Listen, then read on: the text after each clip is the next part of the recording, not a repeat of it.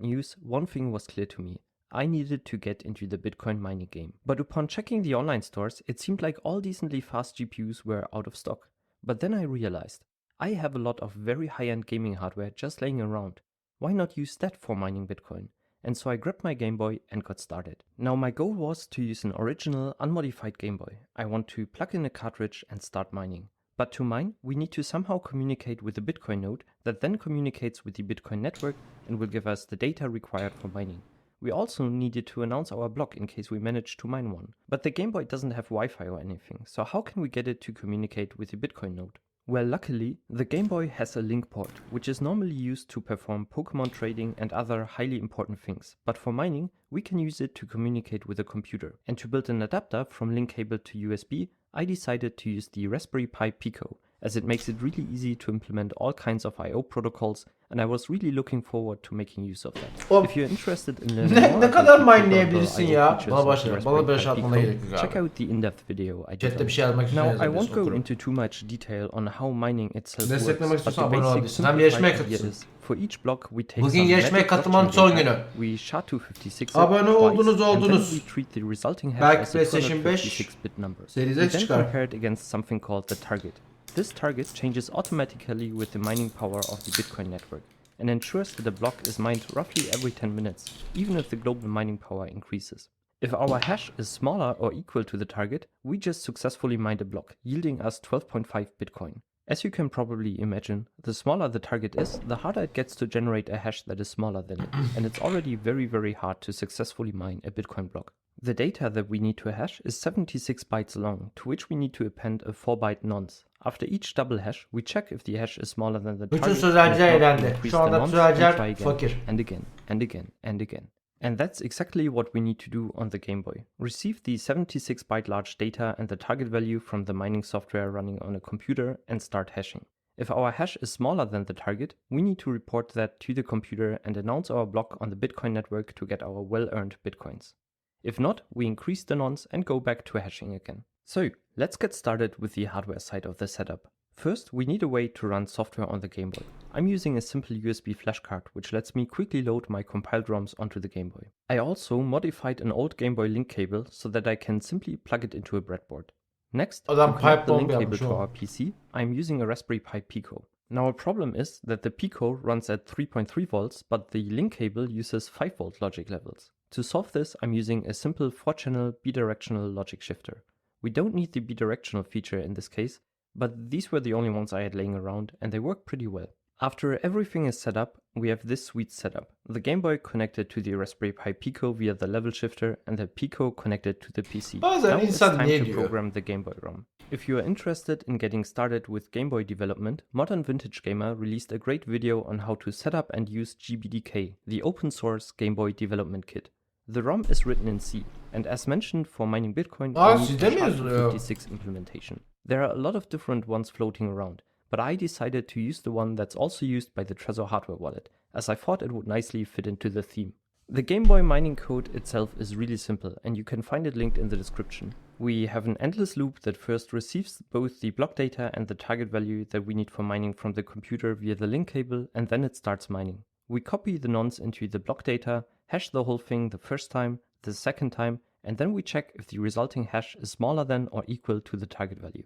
If it is, we successfully mined a block, earning us 12.5 Bitcoins. All we need to do now is send the successful nonce back to the computer, where the mining software will fill in the rest of the data and send it to our Bitcoin node. After adding some more checks and also a nice Bitcoin sprite that moves across the screen as we are mining, we have the mining software done and nicely running on our Game Boy. Next, let's look at the firmware for the Raspberry Pi Pico, which acts as our USB to link cable adapter.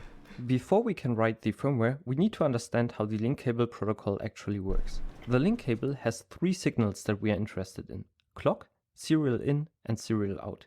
If we connect 2 devices via link cable, the clocks will be connected to each other and the serial out of one side will be connected to the serial in of the other side and vice versa.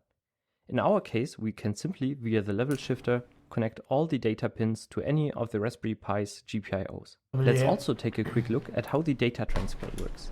Each data transfer is initiated by one side of the communication. Let's call it the initiator. The initiator will send a clock. Şu anda şunu fark ettim. Teknik olarak ben buzdolabıyla Bitcoin mine'leyebilirim.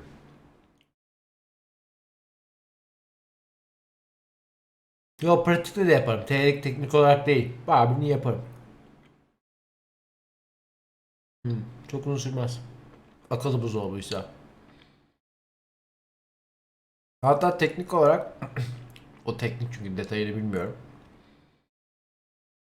Akıllı süpürgeyle de mayınlarsın.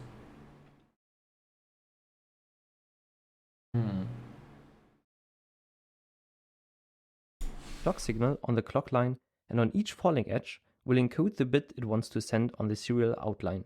The receiving end, which will receive the data on its serial inline, will wait for the rising edge of the clock and check which bit it currently receives on the serial inline and shift it into an 8-byte register. This is important to remember. Each transfer is 8 bits, aka 1 byte long. Also, you might notice we can send and receive at the same time. The counterpart of our transfer can send us data while we are transferring data to it.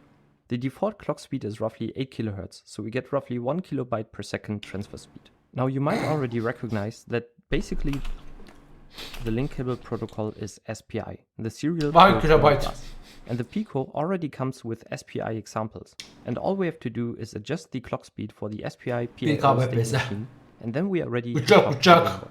And that's all this tiny piece of firmware here does. It initializes SPI and USB serial, and then sends each byte that it receives on the USB serial interface out via SPI and sends back to the computer whatever was received via SPI. By the way, in our case, the Raspberry Pi will always be the initiator of a transfer.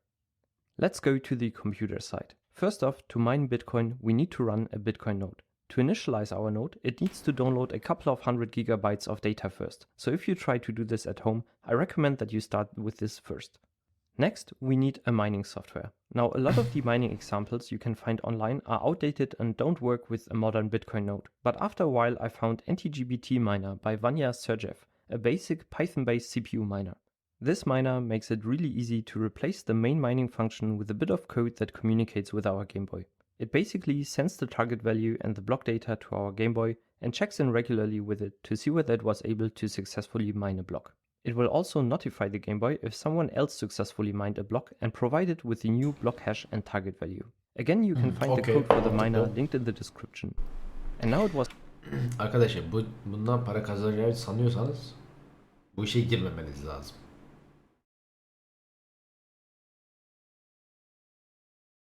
Yani. Time for the big moment. It was time to start mining and finally earn some well-deserved bitcoins. So let's boot the Gameboy and wait for the mining ROM to load. Now let's start the miner on the computer, wait for it to transfer the data, and yes, it's working. The Gameboy received all required data and is now happily chugging along. Unexpectedly, you can actually hear it working. There's a certain signature coil whine when it's running that's hard to capture on camera. On the screen you can see the nonce increasing and the hash rate is pretty impressive, roughly 0.8 hashes per second. If you compare that to modern basic miner, which comes in at around 100 terahashes per second, you can see that we are almost as fast, only off by a factor of roughly 125 trillion.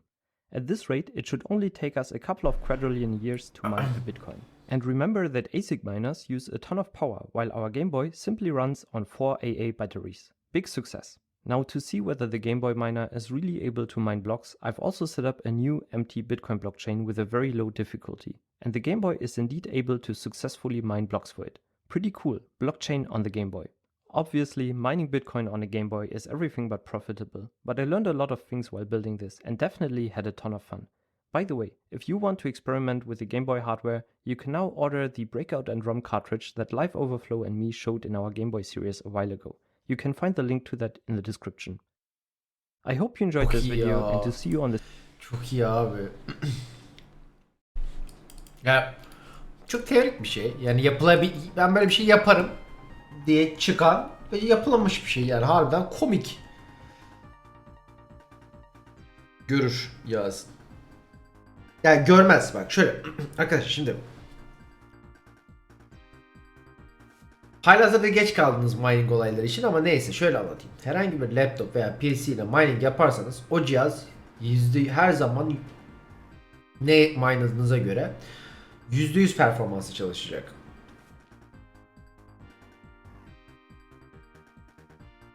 Yani ekran kartı her zaman %100 olacak.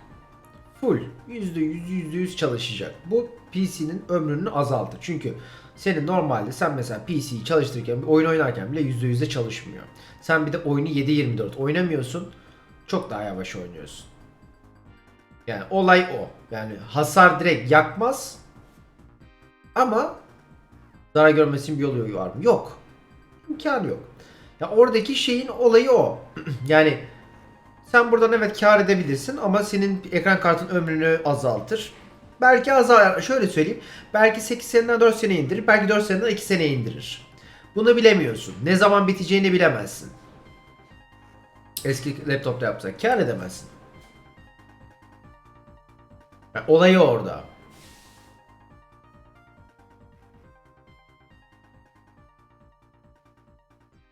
Yani şey yapabilirsin. Full performans çalıştırmazsın. %70 performansla çalıştırabilecek downclock yaparsın ama o zaman da ekran kartı %100 potansiyelde çalışmadığı için kar ettirmez sana.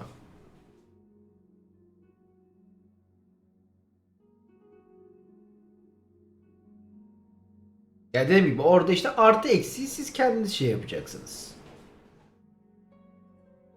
Ha, ilk zamanlarda yapsaydın kar ederdin. Şu anda yapsan işte kar etmek için ekran kartını şey yapmak zorundasın.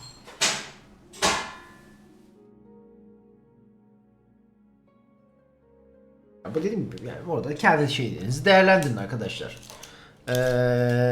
Elinizde bilgi var. Araştırın.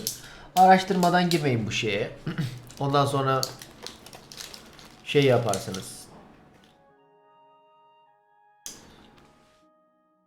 Ben mining dönem sonra CPU ne yaptım? Bir şey yapmadım ki. O benim mining dönemde CPU ile minelayabiliyordum. O kadar kolaydı ki difficulty.